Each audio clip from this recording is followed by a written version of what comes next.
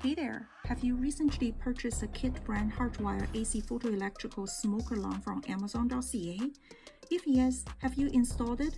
Has it been making beeping sound every 40 seconds? If so, I have the solution for you. When you're ready to install the smoke alarm, you really want to open up the battery compartment. As you can see, it comes with a backup battery, but however, the backup battery was not installed correctly.